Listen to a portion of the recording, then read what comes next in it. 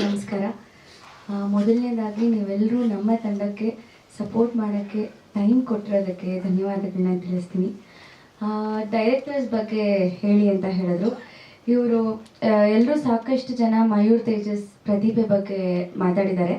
ನಾನು ಇವ್ರ ಪ್ರತಿಭೆನ ಆಲ್ಮೋಸ್ಟ್ 9 ಇಯರ್ಸಿಂದ ನೋಡ್ತಾ ಇದ್ದೀನಿ. ನನ್ನ ಕಾಲೇಜ್ ಜೂನಿಯರ್ಸ್ ಇಬ್ಬರೂ ನಾವು ಒಂದೇ ಥಿಯೇಟರ್ ತಂಡದಲ್ಲಿ ಇದ್ವಿ. ನಾನು ಮಯೂರ್ ಮ್ಯೂಸಿಕ್ ಟೀಮಲ್ಲೂ ಇದ್ವಿ, ನಾನು ಮಯೂರ್ ತೇಜಸ್ 3 ಜನ ಥಿಯೇಟರ್ ಟೀಮಲ್ಲಿ ಇದ್ವಿ. ಹಾಗಾಗಿ ನಾವು ಅವಾಗಲಿಂದ ತುಂಬಾ ಕ್ಲೋಸ್. ಅವ್ರು ಯಾವ್ಯಾವ ಪ್ರಾಜೆಕ್ಟ್ಸ್ ಮಾಡ್ಕೊಂಡು ಬಂದಿದ್ದಾರೆ, ಭಾವತೀರ ಯಾನಕ್ಕಿಂತ ಮುಂಚಿಂದನೂ ಅವ್ರು ಸಾಕಷ್ಟು ವಿಡಿಯೋ ಸಾಂಗ್ಗಳು ಮಾಡಿದ್ದಾರೆ, ಮ್ಯೂಸಿಕ್ ವಿಡಿಯೋಗಳನ್ನ ಮಾಡಿದ್ದಾರೆ. ಅದೆಲ್ಲದನ್ನು ನಾನು ನೋಡ್ಕೊಂಡು ಬಂದಿದ್ದೀನಿ. ನಾನು ಯಾವತ್ತು ಅವ್ರ ಮೊದಲನೇ ವಿಡಿಯೋ ಸಾಂಗ್ ನೋಡಿದೆ ಅವತ್ತೇ ನಾನು ಡಿಸೈಡ್ ಮಾಡಿದೆ ಇವರು ಮುಂದೊಂದು ದಿನ ಖಂಡಿತ ದೊಡ್ಡ ಕಲಾವಿದರಾಗಿ ಬೆಳೀತಾರೆ ಅಂತ. ಭಾವತೀರ ಯಾನ ಸಿನಿಮಾದ ಸ್ಟೋರಿ ನನ್ನ ತನಕ ಬರುತ್ತೆ ಅಂತ ನಾನು ಕನಸಿನಲ್ಲೂ ಅಂದ್ಕೊಂಡಿರಲಿಲ್ಲ.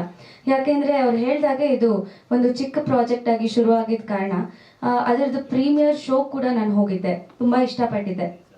ಆಮೇಲೆ ಒಂದು ಈ ಥರ ಪಾತ್ರ ಇದೆ ಅಂತ ನನಗೆ ಹೇಳಿದಾಗ ನನಗೆ ಈ ಪಾತ್ರನ ನಿಭಾಯಿಸೋಕ್ಕಾಗುತ್ತಾ ಅಂತ ನಾನು ಕೇಳಿದೆ. ಬಿಕಾಸ್ ಸಾಕಷ್ಟು ಸೀರಿಯಲ್ಗಳಲ್ಲಿ ಶೋಗಳಲ್ಲಿ ನನ್ನನ್ನು ನೀವು ನೋಡಿರ್ತೀರ, ತುಂಬ ಒಂದು bubbly character, girl next door, ಆ ಥರ ಒಂದು ಪಾತ್ರಗಳಲ್ಲೇ ನಾನು ಕಾಣಿಸ್ಕೊಂಡಿರೋದು. ಈ ಒಂದು ಪಾತ್ರ ವಿರುದ್ಧ ನಾನು ಈ ಥರ ಯಾವ ಶೋನಲ್ಲೂ ನಾನು ಕಾಣಿಸ್ಕೊಂಡಿಲ್ಲ. ಈ ಪಾತ್ರನ ನಾನು ಮಾಡ್ಬೋದು ಅಂತ ಅವ್ರು ಇಮ್ಯಾಜಿನ್ ಮಾಡ್ಕೊಂಡಿದ್ದೆ ನನಗೆ ಆಶ್ಚರ್ಯ ಅನಿಸ್ತು. ಅವರ ಟ್ಯಾಲೆಂಟ್ ಬಗ್ಗೆ ನನಗೆ ಒಂದು ಸ್ವಲ್ಪನೂ ಅನುಮಾನ ಇರಲಿಲ್ಲ. ಖಂಡಿತ ನಾನು ಮಾಡ್ತೀನಿ ಅಂತ ನಾನು ಒಪ್ಕೊಂಡೆ. ಕೇಳ್ಬೋದು, ಸಾಕಷ್ಟು ಜನ ಕೇಳಿದರೆ ಕೂಡ ನೀವು ಯಾತಕ್ಕೆ ಹೀರೋಯಿನ್ ಅಲ್ಲ ಬಟ್ ಯಾತಕ್ಕೆ ಈ ಪಾತ್ರನ ಮಾಡೋದಕ್ಕೆ ಒಪ್ಕೊಂಡ್ರಿ ಅಂತ.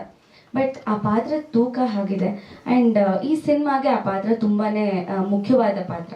ಸೊ ಹಾಗಾಗಿ ನನಗೆ ಆ ಕ್ಯಾರೆಕ್ಟರೈಸೇಷನ್ ಆ್ಯಂಡ್ ಅವರ ಡೀಟೇಲಿಂಗ್ ಎಷ್ಟು ಹೋಮ್ವರ್ಕ್ ಮಾಡಿದರು ಅಂದರೆ ಪ್ರತಿಯೊಂದು ಕಾಸ್ಟ್ಯೂಮ್, ಹೇರ್ ಸ್ಟೈಲ್, ಒಂದು ಇಯರಿಂಗ್ಸ್, ಕೈಗೆ ಏನು ಹಾಕಬೇಕು ಎಲ್ಲದನ್ನು ತುಂಬಾ ವರ್ಕ್ ಮಾಡಿದರು.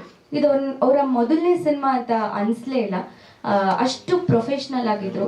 ಇದು ನಿಜವಾಗ್ಲೂ ತುಂಬ ಜನ ನೋಡಿ ಕಲಿಬೇಕಾಗಿರೋಂಥ ಒಂದು ವಿಷಯ. ಸೊ ಹಾಗಾಗಿ ನನಗೆ ಮಾಡಲ್ಲ ಅನ್ನೋದಕ್ಕೆ ಯಾವುದೇ ಕಾರಣ ಇರಲಿಲ್ಲ. ಸೊ ಹಾಗಾಗಿ ನಾನು ತುಂಬ ಇಷ್ಟಪಟ್ಟು ಈ ಸಿನಿಮಾ ಮಾಡಿದ್ದು. ಒಂದು ಸ್ನೀಕ್ ಪೀಕ್ ಹಾಕಿದ್ರಲ್ಲ 30 ಸೆಕೆಂಡು, ಅವತ್ತು ನನಗೆ ತುಂಬ ಹೈ ಫೀವರ್ ಇತ್ತು.